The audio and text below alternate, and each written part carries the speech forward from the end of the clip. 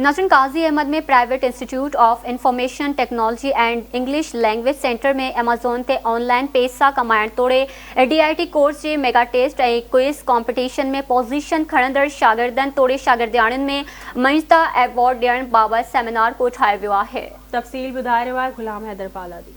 काजी अहमद में कायम spectrum institute of information technology and English language centre में अमेज़ॉन ते ऑनलाइन पैसा कमाइण बाबति सेमिनार कोठायो वियो। DIT कोर्स की मेगा टेस्ट और क्विज़ कॉम्पिटिशन में पोजीशन खणंदड़ शागिर्दनि तोड़े शागिर्दियाणियुनि में मञता एवॉर्ड पिण ॾिना विया। उन हवाले से आवाज़ टीवी न्यूज़ से ॻाल्हाईंदे चयो त IT के हवाले से एक नओ प्रोग्राम लॉन्च करायो है अमेज़ॉन।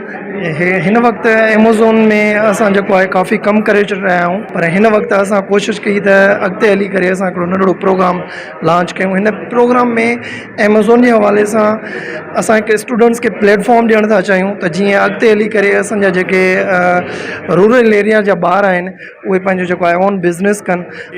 2-3 मंथ से जो है अमेज़ॉन पे काम कर रहा हूँ। अल्हम्दुलिल्लाह मेरी 60 से 70,000 जो है इनकम हो चुकी है। तो ये बहुत एक अच्छा प्लेटफॉर्म है यहाँ काजी अहमद के लोगों के लिए कि वो भी इस प्लेटफॉर्म पे काम कर सकते हैं और घर बैठे हुए अपनी अर्निंग जो है जनरेट कर सकते हैं। सबसे जो बड़ा हमारा मिशन है वो अमेज़ॉन है, क्योंकि ये एक इंटरनेशनल मार्केट है।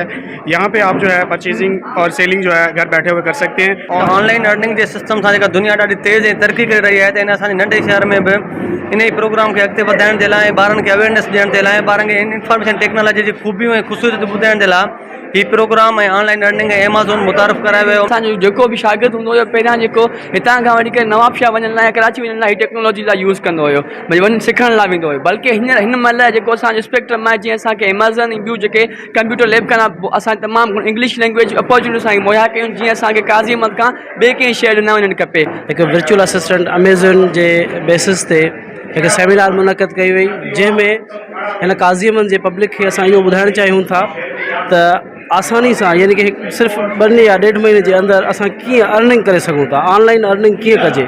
यकीनन इहो क़ाबिल सताइश ऐं हिकिड़ो तारीफ़ जोॻो अमल आहे। ऐं अहिड़ा अमल खया वञनि जीअं असांजे ॿारनि नौजवाननि में सुजाॻी पैदा थिए त हू वक़्त खे ज़ाया करण जे बदिरां ऐं वक़्त खे क़ीमती बणाइनि ऐं पंहिंजे न सिर्फ़ु पंहिंजे ख़ानदान, पंहिंजे घर, पर पूरी सोसाइटी ऐं मुआशिरे लाइ कारमंद ऐं फ़ाइदेमंद बणिजी सघनि। असां गवर्नमेंट ऑफ सिंध के, गवर्नमेंट ऑफ पाकिस्तान के अपील कंदासीं त काज़ी अहमद जे हिननि इदारनि खे जेके अहिड़ा कम कंदा जिन मां डॉलर असां वटि अचे, उन्हनि खे फंडिंग कनि त जीअं हीअ असां बाक़ाइदा हिकिड़े प्रोफेशन वे सां माण्हुनि खे असां ट्रेनिंग ॾियूं ऐं उन्हनि खे हिते बाक़ाइदा प्लेटफॉर्म मुहैया कयूं। जीअं अॼु जे हिन नंढे प्रोग्राम में असांखे तमामु घणो सिखण जो मिलियो।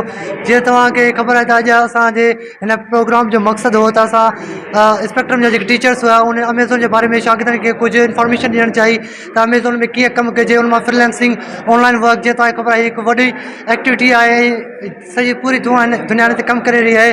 तो इन हवाले सां असांखे तमामु घणो सिखण लाइ मिलियो। काज़ी अहमद में जेके नौजवान आहिनि इन्वॉल्वमेंट आहे त अमेज़ॉन में 2 क़िस्मनि जो जेको अर्निंग बिज़नेस सिखिया थो वञे। हिकिड़ा उहे ग़रीब जेके माना इन्वेस्ट नथा करे सघनि, पर उन्हनि वटि काफ़ी सारा वेज़ आहिनि स्किल्स सिखी करे पंहिंजा स्किल्स सेल आउट करे ऑनलाइन में सुठी भली डॉलर में अर्निंग करे सघनि था। शागिर्दनि तोड़े उस्तादनि जो चवणु आहे त दुनिया तमामु घणी तरक़ी कई आहे। शागिर्द तमामु तेज़ी सां घर वेठे ऑनलाइन कमु करे पैसा कमाए रहिया आहिनि। असांखे बि वधि खां वधि फ़ाइदो हासिलु करणु घुरिजे। कैमरामैन सां गॾु गुलाम हैदर बालादी, आवाज़ टीवी न्यूज़, काज़ी अहमद।